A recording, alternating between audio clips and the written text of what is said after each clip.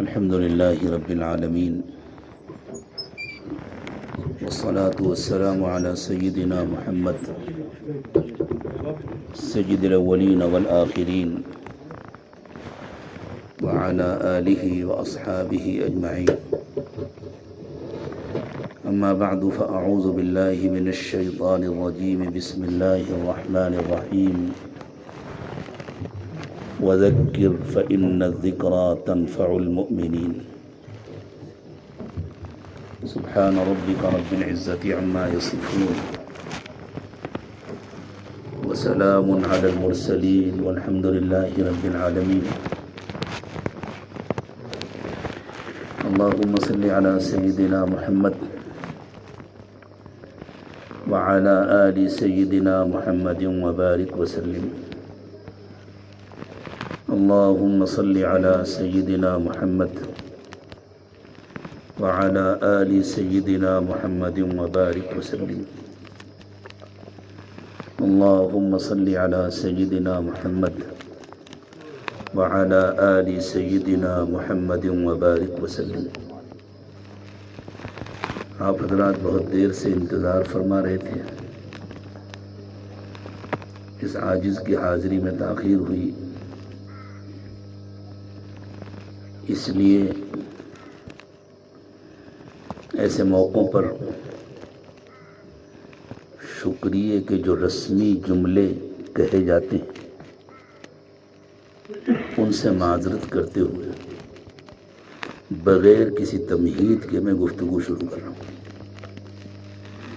ویسے بھی علماء کو کسی تمہید کی ضرورت نہیں ہے.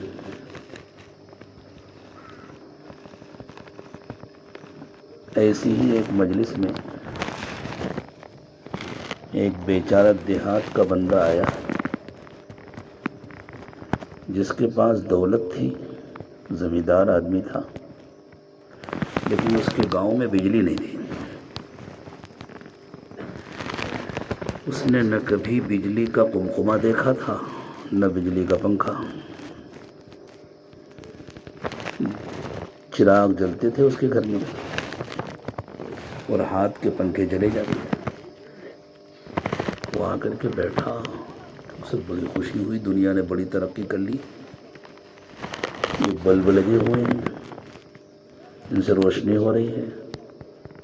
یہ پنکھے لگے ہوئے ہیں، ان سے ہوا مل رہی ہے. تو اس نے پوچھا یہ بلب اتنے ہی بڑے ہوتے ہیں، اس سے بڑے بھی ہوتے ہیں؟ کہا نہیں، اور بڑے بھی ہوتے ہیں. سوچا میرے پاس تو پیسے کی کمی نہیں ہے.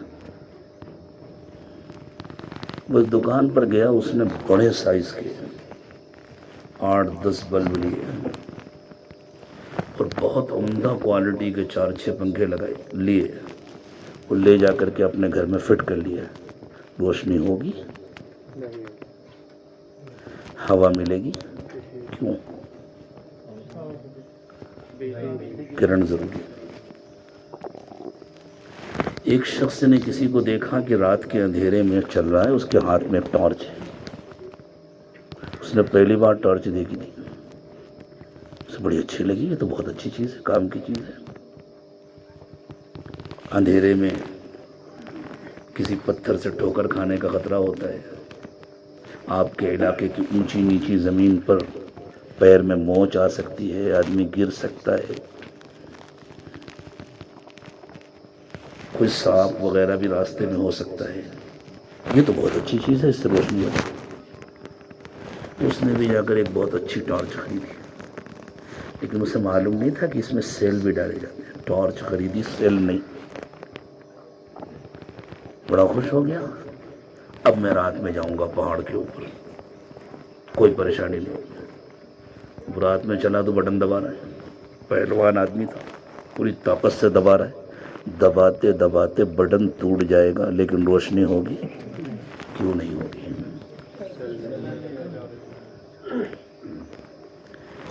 اللہ تعالیٰ نے ایمان والے کے دل کو ٹارچ سے زیادہ روشن بنایا ہے. بڑے سے بڑے بلب اور قمقمے سے زیادہ روشن بنائے ہیں، لیکن شرط ہے کہ کنیکشن ہو، کرنٹ بھی آ رہا ہو. سورۃ النور میں اگر قرآن پاک کا بھی ایک نسخہ آپ نے منگا لیا ہوتا تو ذرا بات کرنے میں سہولت ہوتی.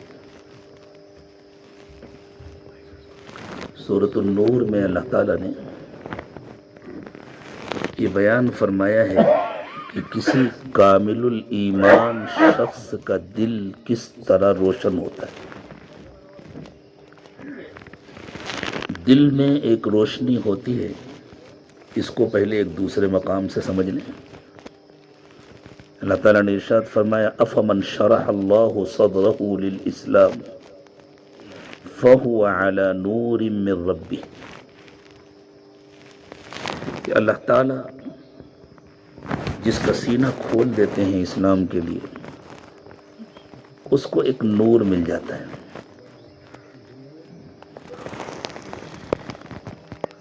ایک دوسرے مقام پر اللہ تعالیٰ نے اسی نور کا تذکرہ فرمایا.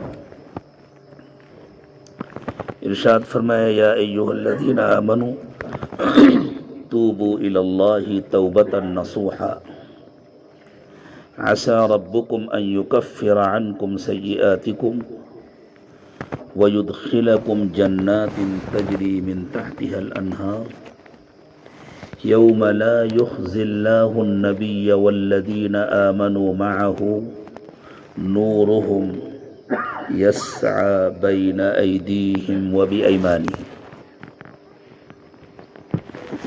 یوں فرمایا لوگو، ایمان والو، کدھر نکل گئے تم؟ کس راستے پر چل پڑے؟ آ جاؤ، واپس آ جاؤ، اللہ کی طرف آ جاؤ، پورے پورے آ جاؤ، ہمیشہ کے لیے آ جاؤ. اگر تم واپس آ گئے تو تمہاری غلطیوں کو اللہ تعالیٰ معاف کر دیں گے اور تم کو ایسے باغات عطا فرمائیں گے مرنے کے بعد جن کے نیچے سے ندیاں بہتی ہوں گی. جنت کے بلند محلات اور نیچے بہتی ہوئی ندیاں، دنیا میں ان کا کامل تصور تو نہیں کیا جا سکتا، لیکن اس کی ہلکی سی جھلک آپ کے علاقوں میں نظر آتی. پھر فرمایا یوم لا یخزی اللہ النبی والذین آمنوا معہ، یہ وہ دن ہوگا جس دن کی رسوائی سے اللہ تعالیٰ نبی کو محفوظ رکھیں گے صلی اللہ علیہ وسلم، اور ان ایمان والوں کو محفوظ رکھیں گے جنہوں نے نبی علیہ السلام سے مضبوط رشتہ قائم کیا ہوگا، معیت کا رشتہ قائم کیا ہوگا. والذین آمنوا معہ، صرف الذین آمنوا نہیں فرمایا اللہ تعالیٰ. کیا حال ہوگا اس دن ان کا؟ نورہم یسعی بین ایدیہم وبایمانہم،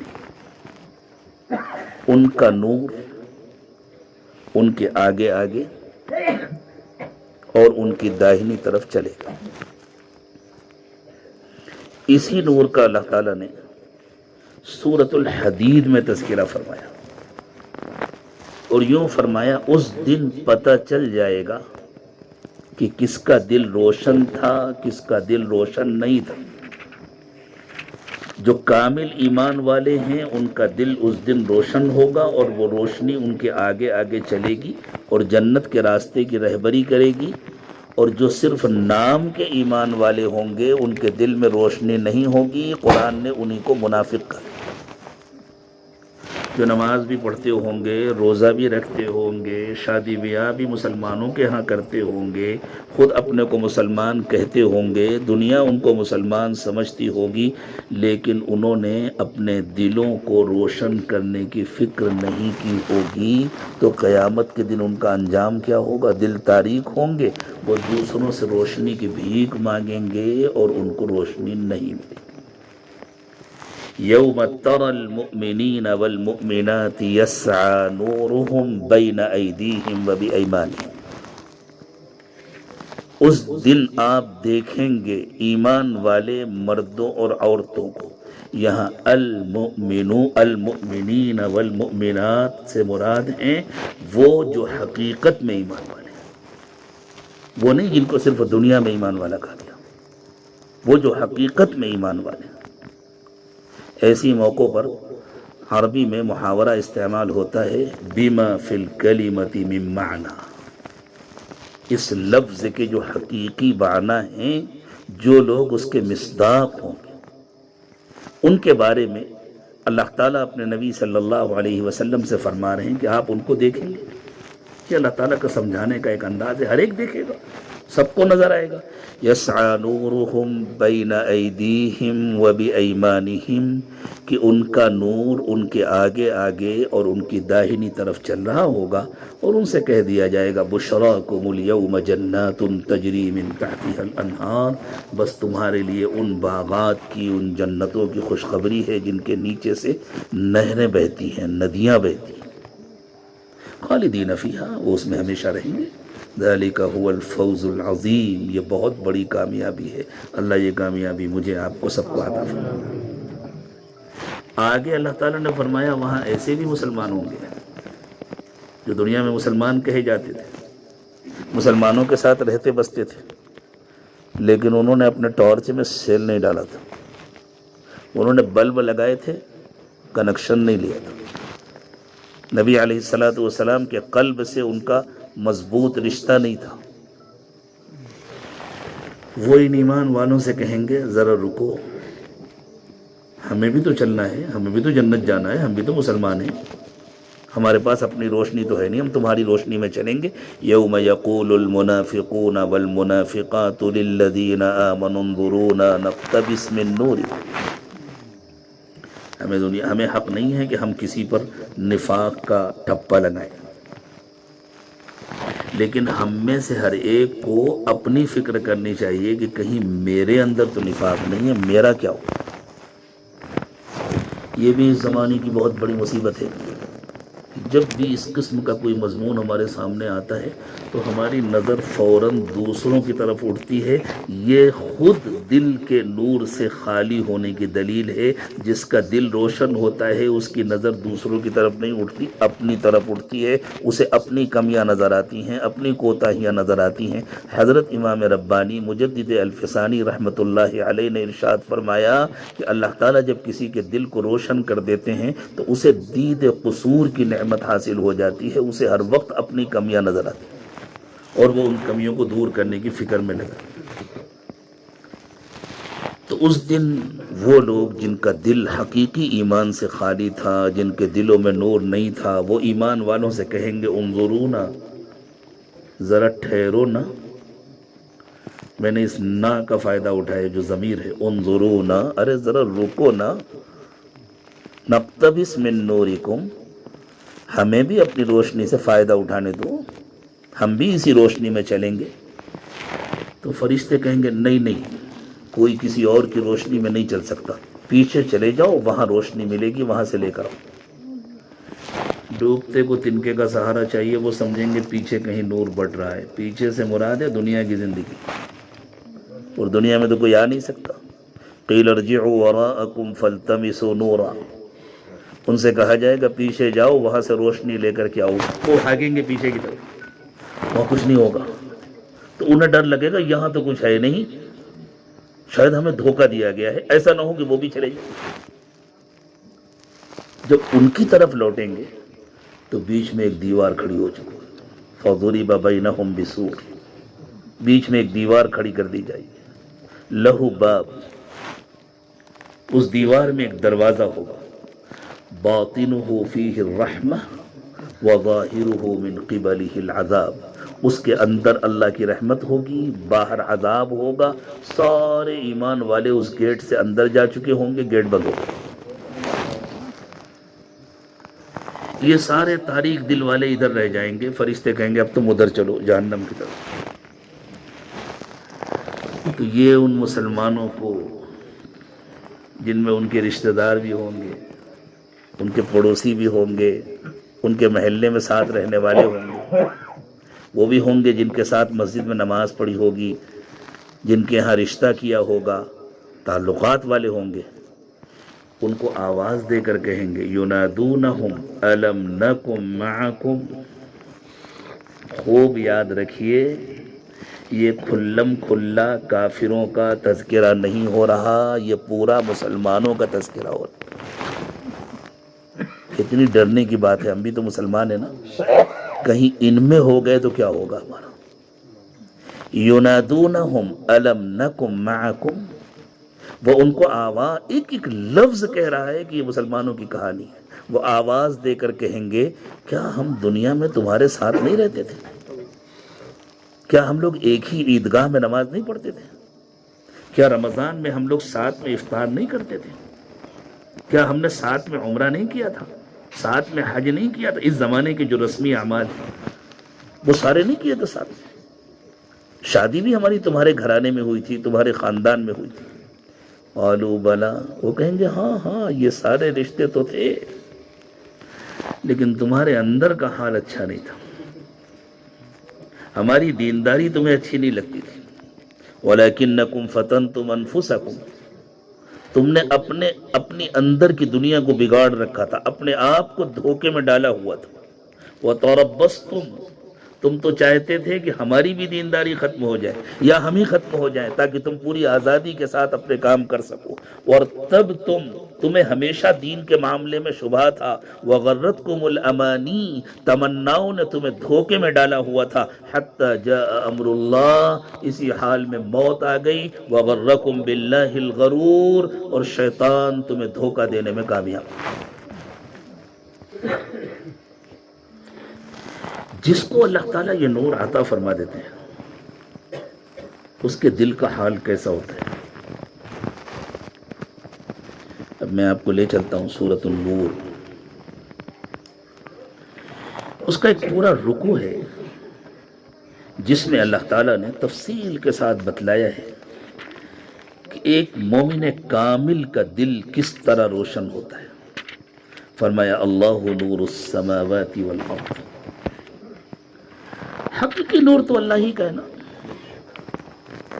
ابھی روشنی ہے باہر، دھوپ ہے، روشنی کس سے مل رہی ہے؟ سورج سے۔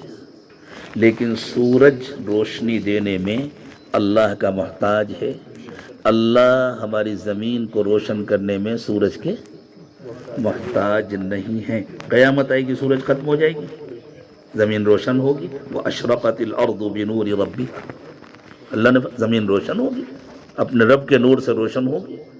اللہ چاہیں گے اس کا کوئی سبب پیدا فرمائیں گے، چاہیں گے بغیر سبب کے روشن کریں گے۔ اللہ کسی چیز کے محتاج نہیں۔ تو مومن کے دل میں بھی جو نور ہوتا ہے وہ بھی اللہ کا عطیہ ہوتا ہے، اللہ تعالیٰ کا دیا ہوا انعام ہوتا ہے۔ اصل روشنی تو اللہ کی۔ اللہ نور السماوات والارض مثل نورہ، اب اللہ اس نور کو ایک مثال کے ذریعے سمجھا رہے ہیں۔ اس زمانے میں جب قرآن نازل ہوا تو جو سب سے طاقتور روشنی ہو سکتی تھی، اس کے جتنے اسباب و ذرائع ہو سکتے تھے انہی کو ذکر فرمایا ہے پروردگار عالم۔ چراغ جلتے تھے اس زمانے میں، چراغ میں تیل ڈالا جاتا تھا، بہت سارے تیل تھے جو دنیا میں استعمال ہوتے تھے، لیکن سب سے زیادہ شفاف تیل زیتون کا ہوتا ہے۔ اس زمانے میں بھی سائنسدانوں کا کہنا ہے کہ زیتون کے تیل میں اپنی ایک روشنی ہوتی ہے، اگر اس کو نہ بھی جلایا جائے، اگر اس میں آگ نہ بھی لگائی جائے، تب بھی خود زیتون کے تیل میں اپنی ایک روشنی ہوتی ہے، اپنی شعاعیں ہوتی ہیں جو عام آنکھوں سے نظر نہیں آتی۔ پھر زیتون بھی الگ الگ ہوتا ہے۔ زیتون کا وہ درخت جس کو پورے دن سورج کی گرمی اور حرارت ملتی ہے، اس درخت میں جو پھل پیدا ہوتے ہیں ان کے تیل میں زیادہ روشنی ہوتی ہے۔ اس زمانے میں ہم آسانی کے ساتھ اس کو سمجھیں، جیسے سولر سسٹم استعمال کیا جاتا ہے نا کرنٹ بنانے کے لیے، تو سولر کی پلیٹیں اگر ایسی لگائی جائیں کہ آدھے دن ان پر سورج کی روشنی پڑے اور باقی آدھا دن وہ سائے میں رہے تو کرنٹ کم پیدا ہو. تو سولار کی پلیٹوں کو اس طرح لگایا جاتا ہے کہ صبح سے لے کر کے شام تک ہر وقت ان پر سورج کی روشنی پڑے اور وہ سورج کی روشنی کو اخذ کرتی ہیں اور پھر کرنٹ بنا کر کے انسانوں کو دیتی ہیں. بالکل اسی طرح زیتون کا وہ درخت جس پر صبح سے شام تک مکمل سورج کی روشنی پڑے، اس درخت میں پیدا ہونے والے زیتون کے تیل میں روشنی زیادہ ہوتی ہے. ایک باغ ہے، عموماً باغ کی چاروں طرف دیواریں ہوتی تھی یا کوئی باڑ ہوتی تھی. کسی ایک طرف سورج مشرق سے طلوع ہوتا ہے، مغرب میں غروب ہوتا ہے، تو باغ کی مشرق کی دیوار کی طرف اگر کوئی زیتون کا درخت ہے تو اسے پورے دن روشنی نہیں ملے گی سورج کی. جب سورج طلوع ہوگا تو جب تک کافی بلند نہیں ہو جائے گا اس وقت تک اس پر سایہ پڑے گا، دیوار کا یا سامنے کے درختوں کا. اور اگر مغرب کی طرف ہے تو جب سورج ڈھل جائے گا تو پھر سایہ پڑے گا اس کے اوپر، دیوار کا یا درختوں کا. صرف دوپہر کے وقت میں چند گھنٹے اس کو سورج کی پوری روشنی ملے گی. لیکن اگر کوئی زیتون کا درخت باغ کے بالکل درمیان میں ہے، جہاں تک نہ مشرقی دیوار کا سایہ پہنچتا ہے نہ مغربی دیوار کا سایہ پہنچتا ہے، اور وہ درمیان کا حصہ ذرا بلندی پر بھی ہے، تو جیسے ہی سورج طلوع ہوگا اس کی پہلی کرن اس درخت پر پڑے گی، اور جب غروب ہونے لگے گا تو آخری کرن بھی اس درخت پر پڑتی رہے گی. یہ ہے وہ جو زیتون کا درخت جس کو قرآن نے کہا لا شرقیت ولا غربیہ، نہ وہ مشرق کی طرف ہے نہ وہ مغرب کی طرف ہے، وہ باغ کے درمیان میں بلند حصے پر ہے جس پر پورے دن سورج کی روشنی پڑتی ہے. چراغ کو جب جلایا جاتا ہے، اگر چراغ جلا کر مثلا اس کمرے میں درمیان میں رکھ دیا جائے تو اس کی روشنی چاروں طرف پھیل جاتی ہے، اس کی وجہ سے روشنی کم ہوتی ہے. لیکن اگر چراغ کو کسی طاق میں رکھ دیا جائے، اب اس زمانے میں تو طاق ہوتے نہیں، یہ جو کنارے کونے پر الماری بنی ہوئی ہے اسی کو آپ طاق سمجھ لیجیے. ایسے پہلے دیواروں میں طاق بنائے جاتے تھے، اس کے اندر چراغ رکھا جائے. اگر طاق کے اندر رکھا جائے تو اس سے روشنی کچھ زیادہ ہوتی تھی، اس لیے پرانے گھروں میں چراغ رکھنے کے لیے طاق بنائی جاتی. اور اس طاق میں بھی اگر پیچھے شیشہ لگا دیا جائے تو اس کی روشنی دور تک پہنچتی ہے، اور یہ شیشہ اگر بہت شفاف ہو تو جتنا شفاف شیشہ ہوتا ہے اتنی زیادہ روشنی پھیلتی ہے. اس زمانے میں اس کو مثال کے طور پر سمجھیے جیسے کسی کار کی ہیڈ لائٹ ہوتی ہے، جو بلب اس میں جل رہا ہے اسی بلب کو آپ نکال کر کے ہال کے درمیان میں لٹکا دیں تو کوئی خاص روشنی نہیں ہوگی. لیکن جب اس ہیڈ لائٹ کے اندر وہ جو طاق نما بنا ہوتا ہے اس کے اندر جب رکھا ہوتا ہے، اور پیچھے جو ریفلیکٹر ہے، اصل کمال اس ریفلیکٹر کا ہوتا ہے جو روشنی کو آگے پھینکتا ہے. ان ساری چیزوں کو ذہن میں رکھیے. چراغ طاق کے اندر، تصور کیجئے کسی گاڑی کی ہیڈ لائٹ کا، اور اس میں بہت ہی شفاف ریفلیکٹر، اور وہ جل رہا ہے. کرن تو ہوتا نہیں تھا اس زمانے میں کہ اللہ تعالیٰ کرن کے ذریعے سمجھاتے. اس چراغ کو جلایا گیا ہے زیتون کے تیل سے. زیتون کا تیل بذات خود دنیا کا سب سے اچھا تیل ہوتا ہے، سب سے شفاف تیل ہوتا ہے، اور پھر وہ تیل بھی اس پھل سے لیا گیا ہے جس کے درخت کو پورے دن پورے موسم میں سورج کی روشنی ملی. مثل نورہ کمشکاۃ فیہا مصباح. اس روشنی کو سمجھنا ہے تو یوں سمجھو جیسے ایک طاق ہے، اس کے اندر چراغ رکھا. جتنی باتیں پہلے عرض کی گئی ہیں مقدمے میں ان سب کو ذہن میں رکھیں تو بات سمجھ میں آئے گی. کمشکاۃ فیہا مصباح، ایک طاق ہے جس کے اندر چراغ رکھا ہوا ہے. المصباح فی زجاجہ، اور وہ چراغ بھی کانچ کے اندر ہے. الزجاجۃ کأنہا کوکب دری، اور وہ کانچ، وہ اس کا ریفلیکٹر، وہ اتنا صاف و شفاف ہے جیسے کوئی چمکدار ستارہ. یوقد من شجرۃ مبارکۃ زیتونہ، اور اس میں تیل ڈالا گیا ہے مبارک درخت زیتون کا. تو خود زیتون کا تیل شفاف ہوتا ہے، پھر اس میں مزید شفافیت کا اہتمام ہوا. لا شرقیت ولا غربیہ، وہ زیتون کا درخت نہ مشرقی دیوار کی طرف ہے نہ مغربی دیوار کی طرف ہے. یکاد زیتها یضیء ولو لم تمسسه نار، خود اس تیل میں اتنی شفافیت ہے اور اتنی نورانیت ہے کہ ایسا لگتا ہے کہ آگ دکھائے بغیر وہ تیل بھڑک اٹھے گا، جل جائے گا.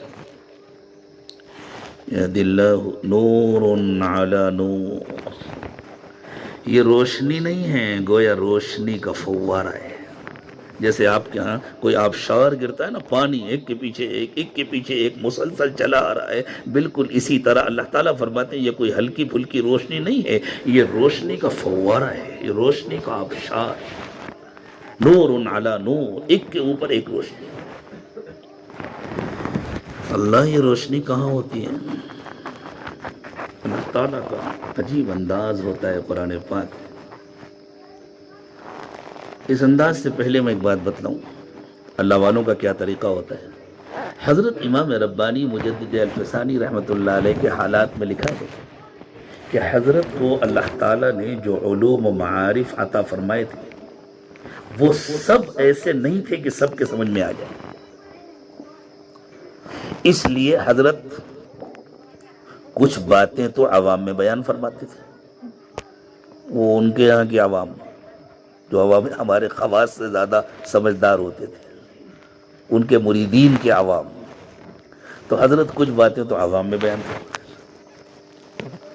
کچھ باتیں خواص میں ذکر فرماتے تھے. حضرت کو معلوم تھا کہ عوام کے لیے یہ باتیں قابل ہضم نہیں، حتیٰ کہ اگر اپنے مخصوص احباب کے درمیان حضرت کوئی مضمون بیان فرما رہے ہیں، ایسا مضمون جو خواص میں ہی ذکر کرنے کا ہے، معرفت کی اعلیٰ باتیں ذکر فرما رہے ہیں، اور ان کے یہاں کے عوام میں سے کوئی آ گیا تو حضرت خاموش ہو جاتے تھے جب تک وہ کمرے سے چلا نہ جائے، اس وقت تک گفتگو نہیں فرماتے. اس زمانے کی مصیبت یہ ہے کہ ہر مجلس میں ہر قسم کے لوگوں کو جوڑا جاتا ہے، اور پھر ہر مجلس ماشاءاللہ ریکارڈ ہوتی ہے، آن لائن ہوتی ہے. اسی سے بہت سارے فتنے بھی پیدا ہوئے. ہر کتاب چھپنے لگی ہے. پریس نے آ کر کے بڑی مصیبت پیدا کر دی. پہلے ایسا نہیں ہوتا تھا. بہت ساری کتابیں ایسی ہوتی تھیں کہ اکابر علماء صرف اپنے مخصوص تلامذہ کو ان کو نقل کرنے کی اجازت دیتے تھے، انہیں اس کی اجازت نہیں ہوتی تھی کہ وہ کسی اور کو دیں. تو مضامین الگ الگ ہوتے ہیں. اور حالات میں لکھا ہے کہ بعض مضامین ایسے ہوتے تھے جن کو حضرت ان خواص میں بھی ذکر نہیں فرماتے تھے، صرف اپنے صاحبزادگان اور اپنے چند خصوصی خلفاء کے سامنے ہی ذکر کرتے. آج بھی مکتوبات میں بہت سارے ایسے مضامین ہیں، ہمارے جیسے طالب علموں کے تو سر سے کئی فٹ کیا کئی میٹر اوپر سے گزر جائیں گے، پتہ بھی نہیں چلے. قرآن پاک کے مضامین بھی ایسی ہوتے ہیں. لیکن اب قرآن میں تو ایسا نہیں ہو سکتا کہ یہ آیتیں فلاں کے لیے، یہ آیتیں فلاں کے لیے، یہ صرف علماء کے لیے، یہ صرف خواص کے لیے، یہ صرف عوام کے لیے ہیں. تو اللہ تعالیٰ کی طرف سے اس کا اہتمام کیا جاتا ہے کہ جو مضامین عوام کے لیے نہیں ہیں، اللہ تعالیٰ ان مضامین کے اجزاء کو ذرا الگ الگ کر دیتے ہیں، درمیان میں پردہ ڈال دیتے ہیں. عام آدمی سمجھتا ہے پچھلی بات ختم ہو گئی، آگے کوئی نئی بات ہے. یا اللہ تعالیٰ ایسا کرتے ہیں کہ اس مضمون کے اجزاء کو مختلف مقامات پر بکھیر دیتے ہیں. جسے اللہ نے بصیرت دی ہے وہ اس طرح ان سارے مقامات سے چن لیتا ہے جیسے چیونٹیاں شکر کے دانوں کو چنتی ہیں. اور جسے کچھ خبر نہیں ہے وہ یہ سمجھتا ہے یہاں ایک بات کہی گئی، یہاں ایک بات کہی گئی، یہاں ایک بات کہی گئی، وہ گزر جاتا ہے. اس طرح اللہ تعالیٰ عوام و خواص میں فرق کرتے ہیں. قرآن فہمی کہتے ہیں یہ بہت اہم ترین مضمون ہے. آپ تھوڑا سا ایک طرف ہو جائیں. نیند آ رہی ہے آپ کو؟ کوئی حل نہیں. نیند تو فطری تقاضا ہے، وہ غلط نہیں ہے. آپ کا یہاں بیٹھنا غلط ہے. ادھر جزاک اللہ۔ تو بتلانا تو یہ ہے کہ یہ مومن کے دل کا تذکرہ ہو رہا ہے کہ مومن کامل کا دل کیسا ہوتا ہے، لیکن سب کے لیے یہ بات قابل ہضم نہیں ہے۔ تو اللہ تعالیٰ نے کیا کیا؟ فرمایا یہدی اللہ لنورہ من یشاء، اللہ جس کو چاہتے ہیں اپنے اس نور کا پتہ بتا دیتے ہیں۔ اللہ، ایسا لگ رہا ہے یہ نور یہیں کہیں پایا جاتا ہے، یہ دنیا میں پایا جاتا ہے، انسان اس تک پہنچ سکتے ہیں، جو لوگ اس نور کے حامل ہیں ان کو دیکھا جا سکتا ہے۔ اللہ ان کا پتہ بتا رہے ہیں، فرماتے ہیں یہدی اللہ لنورہ، اللہ اپنے نور کا پتہ بتاتے ہیں، لیکن ہر ایک کو نہیں بتاتے، من یشاء، جس کو چاہتے ہیں بتاتے ہیں۔ اور پھر بیچ میں پردہ ڈال دیا گیا، وَيَضْرِبُ اللَّهُ الْأَمْثَالَ لِلنَّاسِ، یہ مثالیں ہیں جن کے ذریعے اللہ تعالیٰ بات سمجھاتے ہیں، اللہ تعالیٰ لوگوں کے لیے مثالیں بیان کرتے ہیں۔ وَاللَّهُ بِكُلِّ شَيْءٍ عَلِيمٌ، اللہ کو سب کچھ معلوم ہے، کس چیز کی کیا حقیقت ہے یہ اللہ کو معلوم ہے۔ وہاں جہاں کا تذکرہ ہو رہا ہے وہاں کوئی چراغ نہیں ہوتا الگ سے رکھا ہوا، وہاں کوئی زیتون کا تیل نہیں ڈالا جاتا، وہاں کوئی تیلچی نہیں ہوتا جو جا کر کے تیل ڈالے، وہاں کوئی بتی جلانے والا نہیں ہوتا۔ یہ تو مثال ہے جس کے ذریعے تم کو سمجھایا جا رہا ہے، حقیقت کو تو اللہ ہی جانتے ہیں۔ ایسا لگتا ہے جیسے بات دوسری شروع ہو گئی۔ اس کے بعد فرمایا فی بیوت اذن اللہ ان ترفع ویذکر فیہا اسمہ، یہ ایڈریس شروع ہوا جو فرمایا تھا اللہ نے، یہدی اللہ لنورہ من یشاء، اللہ جس کو چاہتے ہیں اپنے نور کا پتہ بتا دیتے ہیں، ایڈریس دے دیتے ہیں۔ یہ ایڈریس دے رہے ہیں اللہ تعالیٰ، دیکھنا چاہتے ہو اس نور کو تو ہم تمہیں پتہ بتاتے ہیں، وہاں چلے جاؤ۔ اس دنیا میں کچھ گھر ہوتے ہیں جن کو پاک و صاف رکھنے کا اللہ نے حکم دیا ہے، جن کی تعظیم اور احترام کا اللہ نے حکم دیا۔ وہ گھر کون ہے؟ مساجد ہیں۔ اور مسجدیں کاہے کے لیے بنتی ہیں؟ صرف رنگ روغن کے لیے، اور صرف ماربل اور مختلف قسم کے پتھروں کے لیے اور کشمیری آرٹ کے لیے مسجدیں نہیں بنتی ہیں۔ مسجدیں تو اللہ کی عبادت کے لیے بنتی ہیں۔ مسجدوں کی سجاوٹ نقش و نگار سے نہیں ہے، مسجدوں کی سجاوٹ عبادت گزاروں کے دل کے نور سے۔ مصنوعی قمقموں سے مسجدوں کی سجاوٹ نہیں ہوتی، حقیقی قمقموں سے مسجدوں کی سجاوٹ ہوتی ہے۔ ان مسجدوں کے حقیقی قمقمے کون ہیں؟ فی بیوت اذن اللہ ان ترفع ویذکر فیہا اسمہ، ان گھروں میں جن کے لیے اللہ تعالیٰ نے حکم دیا ہے کہ ان کا احترام کیا جائے اور ان میں اللہ کا نام لیا جائے۔ یسبح لہ فیہا بالغدو والآصال رجال، ان گھروں میں تم دیکھو گے کہ صبح اور شام کچھ اللہ کے بندے ہیں جو اللہ کی پاکی بیان کرتے ہیں، جو اللہ کی تعریف کرتے ہیں، جو اللہ کا نام لیتے ہیں۔ اور ان بندوں کی خصوصیات کیا ہے؟ لا تلہیہم تجارت ولا بیع عن ذکر اللہ واقام الصلاة وایتاء الزکاة، کہ ایسا نہیں ہے کہ وہ 24 گھنٹے مسجد میں ہی بیٹھے رہتے ہیں، 24 گھنٹے خانقاہ مسجد میں ہی ہے۔ جہاں اللہ کے بندے بیٹھ کر اللہ اللہ کرے وہ خانقاہ ہے۔ خانقاہ کے لیے کسی عمارت کی ضرورت نہیں ہے، مسجد میں بیٹھ کر اللہ اللہ کرے خانقاہ ہے۔ اگر مسجدوں میں ان کو وہ یکسوئی حاصل نہیں ہو پاتی لوگوں کے آنے جانے سے، جو مطلوب ہے، جو تربیت کے لیے ضروری ہے، تو اس کے لیے کوئی الگ سی یکسوئی کی جگہ۔ آج کل تو خانقاہوں میں بھی بھیڑ لگنے لگی ہے، مجمع ہونے لگے ہیں، تو بڑی پریشانی ہوتی ہے، یکسوئی حاصل نہیں ہوتی۔ مقصد یکسوئی کا حاصل کرنا ہے، مقصد خانقاہ کے نام پر کوئی عمارت بنانا نہیں ہے۔ اسی لیے اللہ کے بندے جنگلوں میں جا کر بیٹھ جاتے تھے تاکہ ان کو یکسوئی حاصل ہو اور اللہ کو یاد کریں۔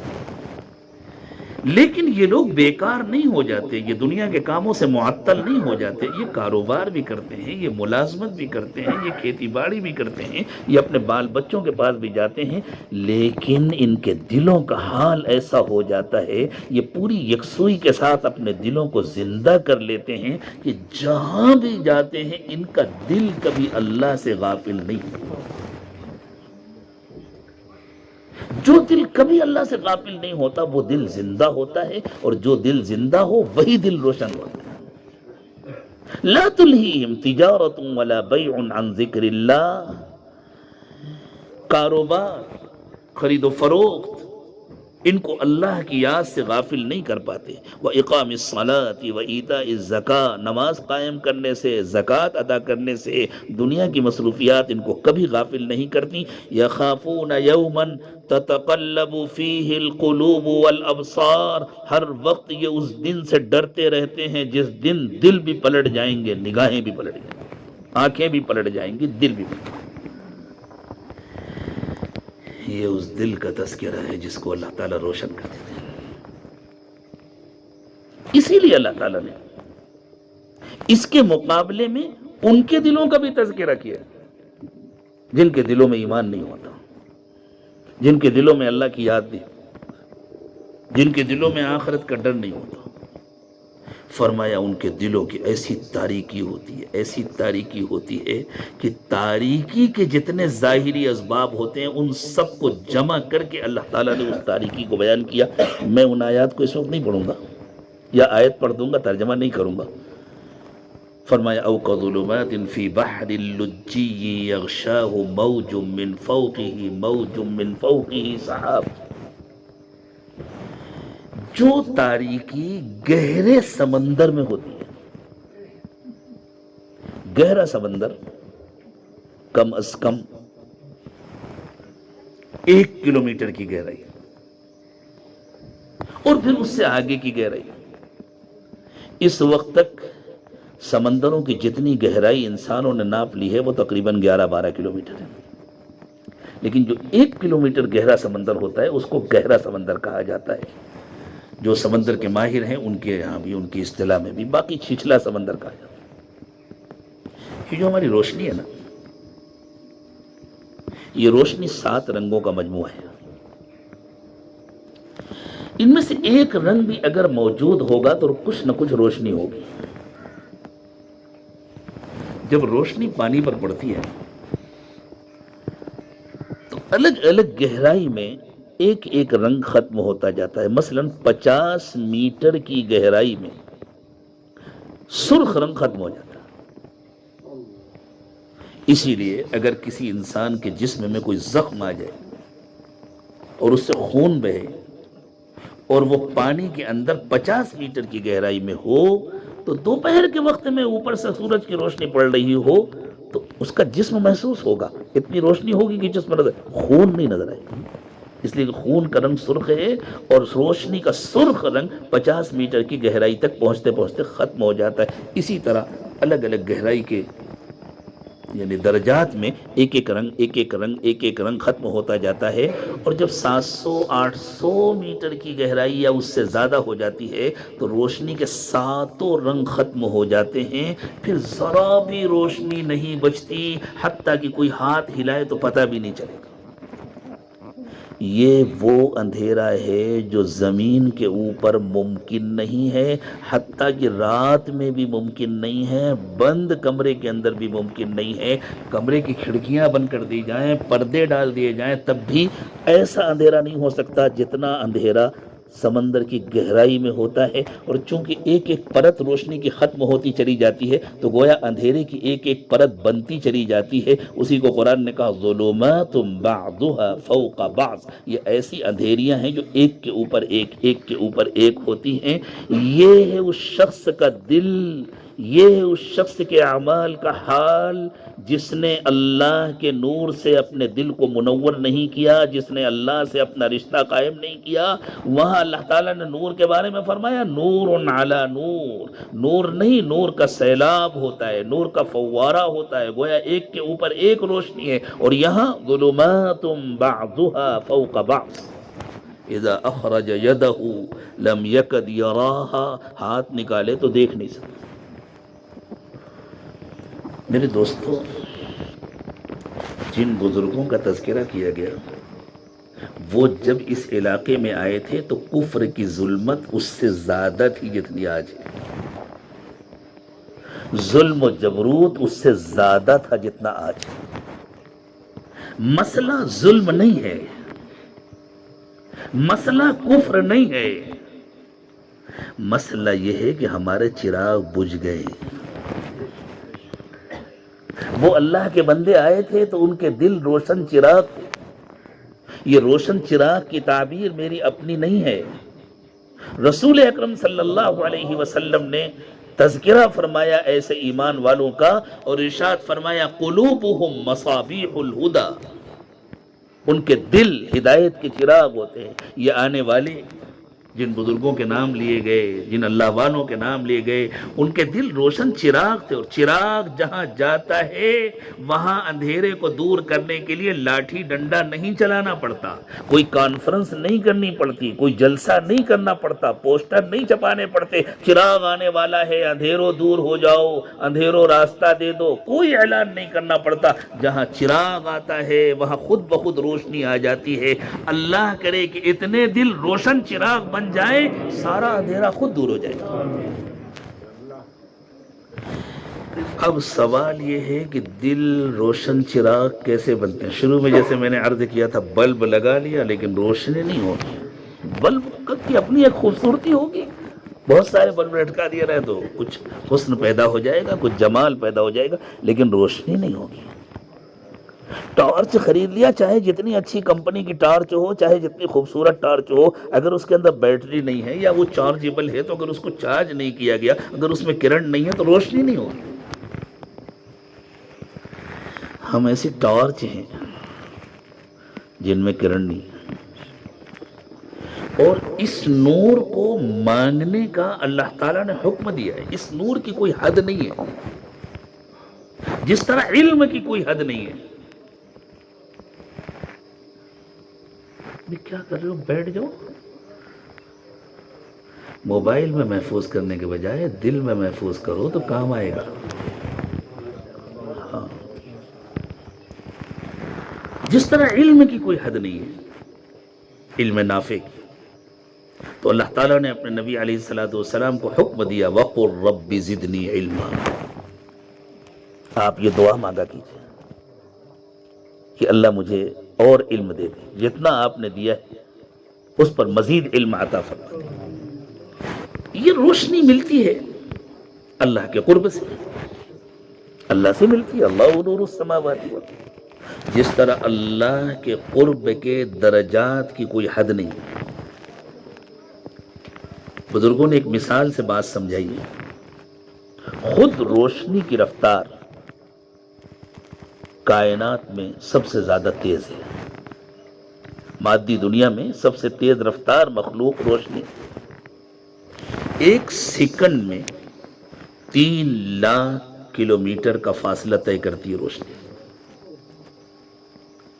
تقریباً 15 کروڑ کلومیٹر کا فاصلہ ہے زمین اور سورج کے درمیان. کچھ کم ہے، 14 کروڑ آشاریہ کچھ لاکھ.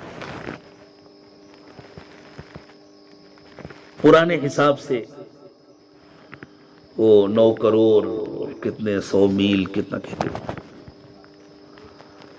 9 کروڑ 80 ہزار میل غالب. تو تقریباً 15 کروڑ کلومیٹر کا فاصلہ ہے. روشنی کی پہلی کرن جب سورج سے چلتی ہے تو صرف 8 منٹ اور چند سیکنڈ میں، غالباً 2 یا 3 سیکنڈ میں زمین پر آ جاتی ہے. اتنی تیز رفتار مخلوق ہے روشنی. بزرگوں نے فرمایا کہ اگر کوئی شخص اپنی پوری عمر میں ہر پل روشنی کی رفتار سے اللہ کے قرب کے درجات میں ترقی کرتا رہے تو اس کی عمر ختم ہو جائے گی، اللہ کے قرب کے درجات ختم نہیں ہوں گے. تو جس طرح اللہ کی ذات لامتناہی ہے، اللہ کے قرب کے درجات بھی لامتناہی ہیں، اللہ کا نور بھی لامتناہی ہے. چاہے جتنا مل جائے مزید کی تمنا ہوتی ہے اور ہونی چاہیے. اللہ تعالیٰ نے ایمان والوں کے بارے میں ارشاد فرمایا. شروع میں نے آپ کو سورہ تحریم کی جو آیت سنائی تھی، وہاں اللہ تعالیٰ نے ارشاد فرمایا یقولون ربنا اتمم لنا نورنا واغفر لنا. ایمان والے کہتے ہیں کہ پروردگار عالم ہمارے لیے ہمارے نور کو مکمل کر دیجئے اور ہماری مغفرت فرما دیجئے۔ اس جوڑ پر غور کیجئے، نور کی تکمیل اور مغفرت دونوں کا آپس میں رشتہ ہے۔ نور ہوگا تو مغفرت ہوگی، نور نہیں ہوگا تو مغفرت نہیں ہوگی۔ یہ نور کتابیں پڑھنے سے نہیں ملتا۔ کتابیں پڑھنے سے اس کو حاصل کرنا آسان تو ہوتا ہے لیکن ملتا نہیں۔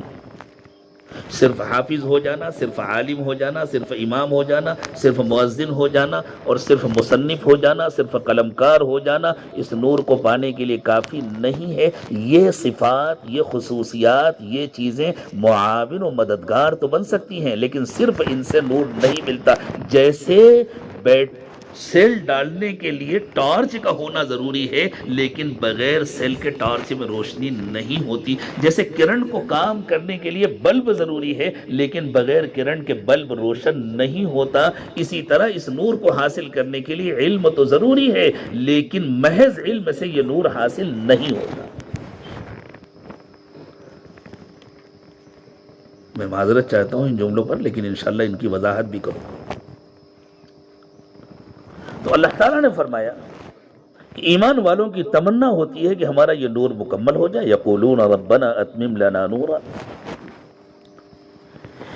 قرآن پاک میں جو مضامین مختصر اور مجمل بیان ہوتے ہیں، احادیث مبارکہ میں ان کی تفصیل ہوتی ہے۔ ایک ایمان والے کی اس نور کے سلسلے میں کیا تمنا ہوتی ہے اور وہ اللہ سے کیسے مانگتا ہے؟ آئیے پوچھتے ہیں سیدنا عبداللہ ابن عباس رضی اللہ تعالی عنہما سے۔ امام ترمذی نے اس روایت کو تفصیل کے ساتھ نقل فرمایا ہے۔ حضرت عبداللہ ابن عباس فرماتے ہیں کہ میں نے رات گزاری نبی اکرم صلی اللہ علیہ وسلم کے گھر میں، اور حضرت عبداللہ ابن عباس چھوٹے تھے اور حضور کی ایک زوجہ محترمہ حضرت عبداللہ ابن عباس کی خالہ بھی تھی۔ تو صحابہ کرام ان سے کہتے تھے تم گھر کے بچے ہو، تم رات میں حضور کے گھر میں جا کر آرام کرو اور صبح ہم کو بتلانا کہ اللہ کے نبی صلی اللہ علیہ وسلم تہجد کے وقت اٹھتے ہیں تو کیا کرتے ہیں۔ کیوں؟ اس لیے کہ ان کو حضور اکرم صلی اللہ علیہ وسلم کے ہر عمل کی نقل کرنی ہوتی تھی۔ اللہ یہ شوق مجھے اور آپ کو بھی عطا فرمائے۔ تو نبی اکرم صلی اللہ علیہ وسلم کے تہجد کے اعمال کو عموماً حضرت عبداللہ ابن عباس نے بیان فرمایا۔ وہ بیان فرماتے ہیں کہ میں نے سنا کہ اللہ کے نبی صلی اللہ علیہ وسلم رو رہے ہیں اور اللہ تعالیٰ سے مانگ رہے ہیں، اللہم اجعل فی قبری نورا وفی قلبی نورا۔ اے اللہ میری قبر کو بھی روشن کر دیجئے، میرے دل کو بھی روشن کر دیجئے۔ قبر میں الگ سے روشنی نہیں آئے گی، دل کی روشنی سے قبر روشن ہوگی۔ جو یہ چاہتا ہے کہ میری قبر روشن ہو وہ دنیا میں اپنے دل کو روشن کرے۔ پھر یہ روشنی صرف دل میں نہیں رہتی، روشنی کے لیے اللہ تعالیٰ نے ایک فطری اصول بنایا ہے۔ روشنی دائرے کی شکل میں پھیلتی ہے۔ ایسا نہیں ہو سکتا کہ یہ بلب جلے اور دائنی طرف روشنی زیادہ دور تک جائے، بائیں طرف کم فاصلے تک جائے، آگے زیادہ جائے پیچھے کم جائے۔ جتنی ادھر جائے گی اتنی ادھر جائے گی، جتنی ادھر جائے گی اتنی ادھر جائے گی۔ روشنی ہمیشہ دائرے کی شکل میں پھیلتی ہے۔ جتنی روشنی بڑھتی رہتی ہے اس کا دائرہ بڑا ہوتا رہتا ہے۔ جیسے کسی تالاب میں آپ بیچ میں ایک پتھر مار دیں تو تالاب میں جو لہریں اٹھتی ہیں پانی میں وہ دائرے کی شکل میں اٹھتی ہیں اور آخری کنارے تک پہنچتی ہیں۔ بالکل اسی طرح روشنی بھی ہمیشہ دائرے کی شکل میں پھیلتی ہے۔ جب دل کے اندر روشنی پیدا ہوتی ہے اور بڑھتی ہے تو پھر سینے میں بھی آتی ہے، اوپر بھی جاتی ہے، نیچے بھی جاتی ہے، دماغ میں بھی جاتی ہے، ہاتھوں میں بھی جاتی ہے، پیروں میں بھی جاتی ہے۔ اور صرف اتنا ہی نہیں کہ جاتی ہے، اللہ کے نبی صلی اللہ علیہ وسلم اپنی دعا کے ذریعے امت کو یہ بتلا رہے ہیں کہ روشنی کیسے پھیلتی ہے۔ نبی اکرم صلی اللہ علیہ وسلم کی جو دعائیں ہیں وہ تربیت کا بہت بڑا سامان ہے۔ تو حضور اکرم صلی اللہ علیہ وسلم اللہ تعالیٰ سے مانگ رہے ہیں کہ اللہ وفی لحمی نورا وفی دمی نورا وفی عظمی نورا وفی شعری نورا وفی جلدی نورا، الفاظ آگے پیچھے ہو سکتے ہیں، وفی عینی نورا وفی بصری نورا وفی سمعی نورا وفی لسانی نورا۔ اللہ میری آنکھ میں بھی روشنی پیدا کر دیجئے، اللہ میرے کان میں، میری زبان میں، میرے ہاتھ میں، میرے پیر میں اور میرے گوشت میں، میری ہڈیوں میں، حضور نام لے لے کر کہہ رہے ہیں، میرے گوشت میں، میری ہڈی میں، میرے کھال میں، میرے بال میں، اور اس کے بعد اللہ اس کو اور بڑھا دیجئے. جب اور بڑھے گی تو کدھر جائے گی؟ وعن یمینی نورا وعن شمالی نورا ومن امامی نورا ومن ورائی نورا ومن فوقی نورا ومن تحتی نورا. اللہ دائیں طرف بھی، بائیں طرف بھی، آگے بھی، پیچھے بھی، اوپر بھی، نیچے بھی، اللہ اس روشنی میں اور اضافہ کر دیجئے. پھر فرماتے ہیں اللہم اعظم لی نورا، اللہم اجعل لی نورا، اللہم اجعلنی نورا. اللہ میرے نور میں اور اضافہ کر دیجئے، اور اضافہ کر دیجئے، اور دے دیجئے، اور دے دیجئے. اتنا دے دیجئے کہ میرا پورا وجود اس نور کے اندر ڈھک جائے، صرف نور ہی نور نظر آئے. یہ ہے وہ نور جس کو قرآن نے کہا نور علی نور مثل نورہ کمشکاۃ فیہا مصباح المصباح فی زجاجہ. رات میں اگر کوئی گاڑی آ رہی ہے، اس کے ہیڈ لائٹ کو آپ دیکھیں تو سوائے روشنی کے کچھ نظر آتا ہے؟ بلب نظر آتا ہے؟ اس کے اندر کا طاق نظر آتا ہے؟ اس کا ریفلیکٹر نظر آتا ہے؟ صرف روشنی ہی نظر آتی ہے. تو اللہ کے نبی صلی اللہ علیہ وسلم اللہ تعالیٰ سے دعا مانگ رہے ہیں اللہم اجعلنی نورا، اللہ مجھے ایسا بنا دیجئے کہ جو مجھے دیکھے اس کو صرف نور نظر آئے، صرف روشنی نظر آئے. جن اولیاء نظام نے حضور اکرم صلی اللہ علیہ وسلم کے قلب کو اور آپ کے جسمانی وجود کو دیکھا اور ان کو صرف نور نظر آیا، وہ مجبور تھے یہ کہنے پر کہ حضور نور ہے. لیکن یہ مطلب تھوڑی ہے کہ آپ نور ہیں تو انسان نہیں ہیں، آپ کے جسم نہیں، سب کچھ ہے، لیکن آپ کے نور کا ان ساری چیزوں پر غلبہ ہے. اور اللہ تعالیٰ نے یہ بتلا دیا کہ یہ صرف حضور اکرم صلی اللہ علیہ وسلم کے ساتھ خاص نہیں ہے، یہ نور اللہ تعالیٰ ہر ایمان کو عطا فرماتے ہیں فرق مراتب کے ساتھ. نبی علیہ السلام کو سب سے اعلیٰ درجہ ملا، بعض والوں کو نیچا درجہ ملتا ہے، لیکن اللہ سب کو عطا فرماتے ہیں. یہ بات کیسے معلوم ہوئی؟ اگر یہ نور صرف حضور اکرم صلی اللہ علیہ وسلم کے ساتھ خاص ہوتا تو اللہ تعالیٰ تمام ایمان والوں کے سلسلے میں نہ فرماتے یقولون ربنا اتمم لنا نورنا. عموماً کسی مضمون کو بیان کرنے کے لیے قرآن پاک میں مفرد کا صیغہ استعمال ہوتا ہے، یہاں اللہ تعالیٰ نے جمع کا صیغہ استعمال کیا تاکہ کسی کو یہ چبا نہ ہو جائے کہ یہ کسی فرد واحد کے ساتھ مخصوص ہو سکتا ہے. اس لیے فرمایا یقولون ربنا اتمم لنا نورنا، تمام ایمان والے اللہ تعالیٰ سے کہتے ہیں کہ اللہ ہمارے نور کو مکمل کر دے. اب اس کی اگلی بات بھی سمجھنے کی ہے کہ یہ نور آتا کہاں سے. آپ کو اپنا موبائل چارج کرنا ہے تو آپ چارجر کہاں لگاتے ہیں؟ پلک میں. لیکن پلک میں کرنٹ کہاں سے آ رہا ہوتا ہے؟ پاور ہاؤس سے.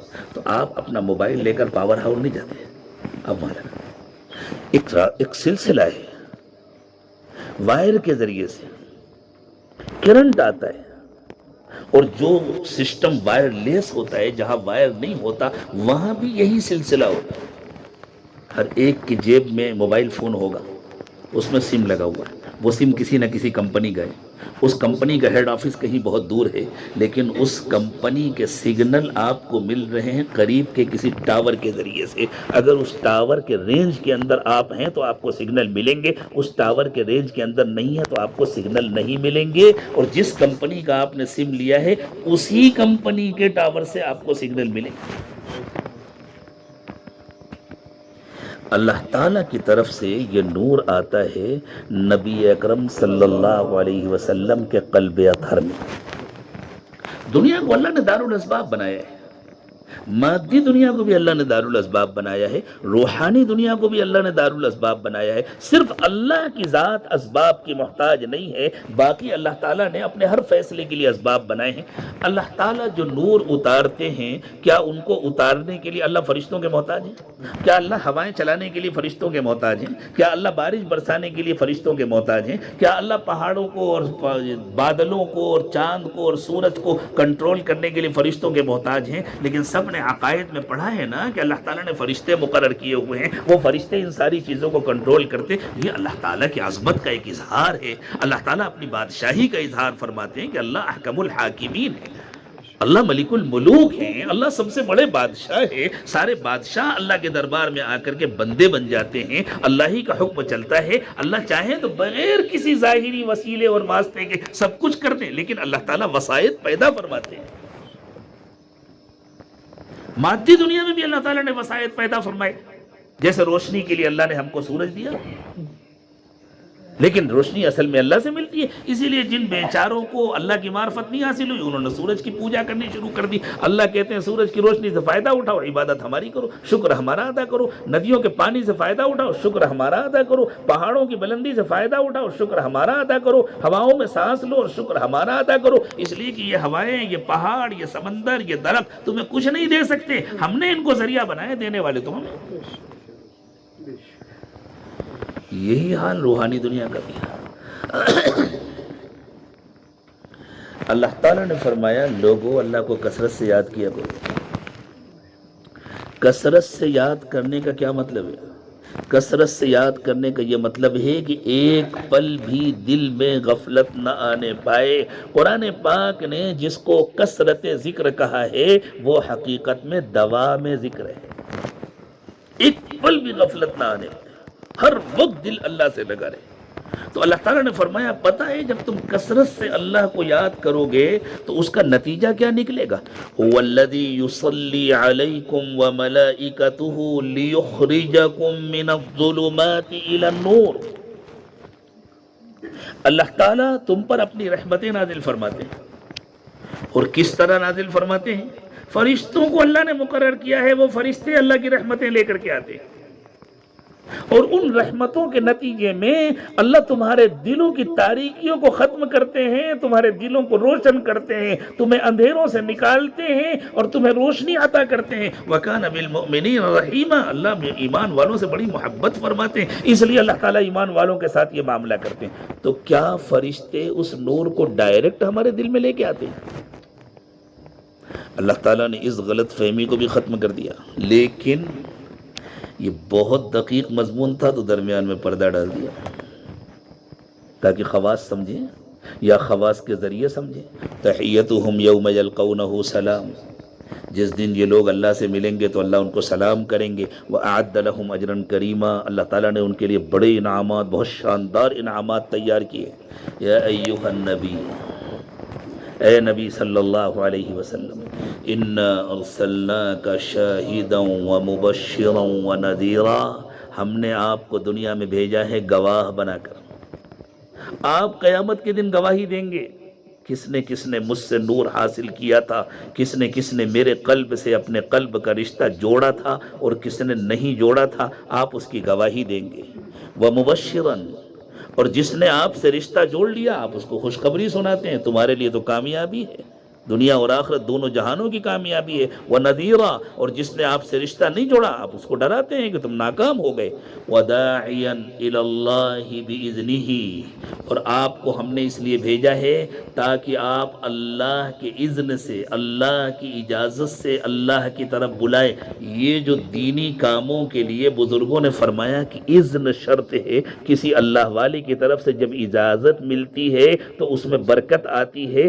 یہ اذن قرآن پاک کے اسی لفظ سے سمجھا گیا ہے. حضور اکرم صلی اللہ علیہ وسلم کی دعوت میں بھی برکت اس لیے ہے کہ آپ کو اللہ تعالیٰ کی طرف سے اذن ملی ہے اور ہر ایمان والے کو یہ اذن حاصل ہوتی ہے اللہ کی طرف سے. لیکن وہ اذن واسطے کے ذریعے حاصل ہوتی ہے. اللہ تعالیٰ نے یہ اذن دیا حضور کو، حضور نے اذن دیا اپنے خلفاء کو، صحابہ کرام کو، انہوں نے بعد میں اپنے خلفاء کو. ایک خلافت سیاسی حالات کی ہے یعنی سیاسی معاملات کی، اور ایک خلافت روحانی معاملات کی ہے. خلافت راشدہ میں دونوں چیزیں ایک ساتھ جمع تھیں. اس کے بعد جب انحطاط آیا، جس طرح حضرات صحابہ کرام کے زمانے میں سارے علوم ایک ساتھ جمع تھے، لیکن جب انحطاط آیا تو مفسرین کی جماعت الگ ہو گئی اور فقہا کی جماعت الگ ہو گئی، محدثین کی جماعت الگ ہو گئی، اصولیین کی جماعت الگ ہو گئی. یہ سارے علوم نبی اکرم صلی اللہ علیہ وسلم کی وراثت ہیں. بالکل اسی طرح جب بعد کے دور میں انحطاط آیا تو روحانی خلافت الگ ہو گئی، سیاسی خلافت الگ ہو گئی.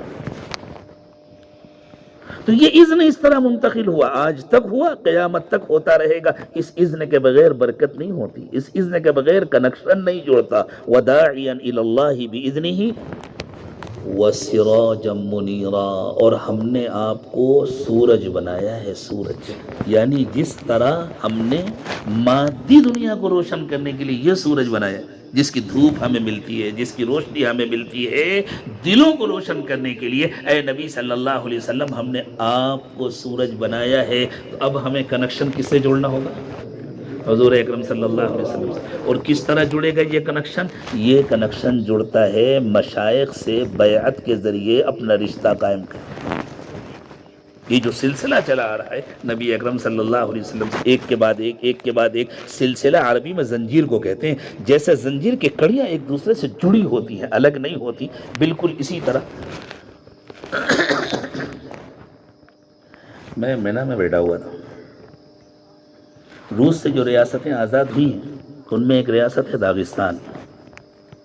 داغستان کے ایک عالم ہیں، تعلق رکھتے ہیں، ہمارے بیعت تو ہیں وہ حضرت پیر ذوالفقار صاحب سے، لیکن چونکہ زبانوں کا فرق ہے تو وہ اس حاجز سے رابطہ رکھتے ہیں، عربی زبان سے واقف ہونے کی وجہ سے عالم ہے ماشاءاللہ جی۔ وہ مینا میں آ گئے گزشتہ سال اپنے چند نئے دوستوں کے ساتھ، بعض تاجر اور بعض تعلیمی لائن کے، اور ان حضرات نے کہا کہ ہمیں بتلا دیجئے بیعت کا کیا فائدہ ہے۔ تو وہاں میرے سامنے چند برتن رکھے ہوئے تھے، 2-3 بسکٹ کے پیکٹ رکھے ہوئے تھے۔ میں نے ایک برتن کو آگے رکھا، میں نے پہلے ان سے پوچھا آپ کے ملک میں ٹرین ہوتی ہے؟ کہنے کہاں ہوتی ہے؟ میں نے کہا فرض کر لیجئے یہ ٹرین ہے، ایک برتن کو میں نے آگے رکھ دیا ہے ٹرین میں، ایک ڈبہ یہ، ایک ڈبہ یہ، ایک ڈبہ وہاں جتنی چیزیں تھیں ان کو ترتیب سے یہ سب ڈبے۔ ہر ڈبے کو کون چلاتا ہے؟ انجن چلاتا ہے، ڈبہ خود سے نہیں چلتا۔ ڈبہ تو اصل میں پہلے انجن تو اصل میں پہلے ڈبے کو چلا رہا ہے، لیکن دوسرا ڈبہ بھی انجن کے ساتھ کیوں دوڑ رہا ہے؟ اس لیے کہ وہ پہلے ڈبے سے جڑا ہوا ہے۔ تیسرا ڈبہ کیوں چل رہا ہے ساتھ میں؟ اس لیے کہ وہ دوسرے سے جڑا ہوا ہے۔ چوتھا کیوں چل رہا ہے؟ اس لیے کہ تیسرے سے جڑا ہوا ہے۔ اگر 20 ڈبوں کی ایک ٹرین ہے اور 21ویں ڈبے کو بھی انجن سے جڑنا ہے تو وہ بائی پاس جا کر انجن سے جڑے گا یا 20ویں ڈبے سے جڑے گا؟ یہی ہے سلسلہ۔ یہ جو مشائخ کے سلسلے ہیں وہ یہی ہے۔ اصل انجن تو محمد رسول اللہ صلی اللہ علیہ وسلم ہے، اصل تو روشنی کا مینارہ اور روشنی کا سورج، دلوں کو روشن کرنے والا سورج حضرت محمد صلی اللہ علیہ وسلم کا قلب اطہر ہے، لیکن حضور اکرم صلی اللہ علیہ وسلم کے قلب سے یہ کرن، یہ روشنی اس واسطے سے ملتی ہے، اور جو کہیں پر بھی جڑ جاتا ہے وہ حقیقت میں حضور اکرم صلی اللہ علیہ وسلم سے جڑ جاتا ہے۔ جیسے آخری ڈبہ بھی انجن سے ہی جڑا ہوا ہے، جیسے درمیان کے سارے ڈبے انجن سے جڑے ہوئے ہیں، بس یہ ہے فرق ہے کہ بیچ میں واسطے ہیں، لیکن اسے انجن کا پورا فیض مل رہا ہے۔ جس اسپیڈ سے انجن چلتا ہے، ایسا نہیں ہوتا کہ انجن 100 کی اسپیڈ سے چل رہا ہے، شروع کے ابتدائی ڈبے اس کے ساتھ 100 کی اسپیڈ سے چل رہے ہوں اور پیچھے والے 50 کی اسپیڈ سے اور پیچھے والے 20 کی اور 30 کی اسپیڈ سے، ایسا ہوتا ہے نہیں۔ جس اسپیڈ سے انجن چلتا ہے اسی اسپیڈ سے ڈبہ چلتا ہے۔ شرط یہ ہے کہ وہ مضبوط پکڑے رہے، یہ پکڑ میں کمی نہ آنے پائے۔ اگر یہ بندھن بیچ سے ٹوٹ گیا یا چھوٹ گیا تو پھر ڈبہ کھڑا ہو جائے گا۔ یہ وہ بات جس کو قرآن نے بیان کیا، والذین آمنوا معہ، وہ ایمان والے جو نبی علیہ الصلوۃ والسلام سے جڑے ہوئے ہیں۔ اللہ ہمیں بھی جوڑ۔ حضرت عبدس تھانوی نور اللہ مرقدہ نے ارشاد فرمایا کہ اصلاح کے لیے مناسبت بہت ضروری ہے، جس سے مناسبت ہوتی ہے اسی کے ذریعے اصلاح ہوتی ہے۔ مشائخ کے الگ الگ سلسلے، سارے مشائخ حق پر ہیں، تمام سلسلوں میں کاملین ہیں، تمام سلسلے حضور سے ہی جڑے ہوئے ہیں، تو کسی نہ کسی سے تو جڑنا ہی چاہیے۔ جڑے بغیر تو نبی اکرم صلی اللہ علیہ وسلم کا نور حاصل نہیں ہوگا، اس لیے کہ جڑے بغیر نفس کی اصلاح نہیں ہوتی۔ ایک آدمی نے کتاب پڑھا اور خود اپنی مرضی سے عمل کرے گا تو وہ تو نفس کا پیروکار ہے نا، اپنی مرضی سے عمل کر رہا ہے۔ جب وہ اپنی لگام کسی اور کے ہاتھ میں دے دیتا ہے تب جا کر اس کا نفس قابو میں آتا ہے۔ اب فیصلہ نفس نہیں کر رہا، اب کوئی اور کر رہا ہے۔ اسی لیے کسی زندہ مربی کا ہونا ضروری ہے، کسی زندہ شیخ کا ہونا ضروری ہے جو تربیت ہے۔ ہمارے بزرگوں نے فرمایا کہ اللہ تعالیٰ سے دعا مانگنی چاہیے اور استخارہ کرنا چاہیے۔ اس استخارے کے لیے رات میں سونا اور استخارے کی دعا پڑھنا ضروری نہیں، ہر وقت اللہ سے مانگنا چاہیے، رب اغفر لی واختر لی، رب اغفر لی واختر فاختر لی، اللہ میرے لیے خیر مقدر فرما دیجئے، اور اللہ میری روحانی غذا آپ نے جہاں رکھی ہے مجھے وہاں پہنچا دیجئے، اللہ مجھے کس سے فائدہ ہوگا اس سے میرے دل کو مطمئن کر دیجئے۔ خوب نماز حاجت پڑھنی چاہیے، اللہ سے مانگنا چاہیے، اور جس سے دل مطمئن ہو جائے، جس سے مناسبت ہو، پھر اس کا دامن پکڑ لینا چاہیے، اور جب پکڑ لیا تو پھر زندگی بھر کے لیے مضبوط پکڑ لینا چاہیے۔ آج یہ کل وہ، آج اس کے پیچھے جا رہے ہیں کل اس کے پیچھے جا رہے ہیں، اس سے فائدہ نہیں ہوتا۔ یک درگیر محکم بگیر، ہم کسی سے اس کا اصرار نہیں کرتے ہمارے شیخ کے سلسلے میں داخل ہو جاؤ، ہمارے نقش بندی ہی سلسلے میں داخل ہو جاؤ، نہیں نہیں، اللہ تعالیٰ سے مانگو، جس سے اللہ مناسبت عطا فرمائے اس کو اختیار کرو، جس سے اللہ شرح صدر نصیب فرمائے اس سے اختیار کرو، لیکن یہ مانگنے کی چیز ہے، اللہ سب کو مانگنے کی توفیق دے۔ توبہ کرنے کے لیے تو ایسی کوئی شرط نہیں ہے، تو توبہ تو ہم سب ابھی کر ہی لیں کہ اللہ آج تک جتنے گناہ ہوئے انہیں معاف فرمائے، اور یہ بھی نیت کر لیں اب انشاءاللہ مانگیں گے، اور اس میں بالکل دیر نہیں کریں گے، اس لیے کہ موت کا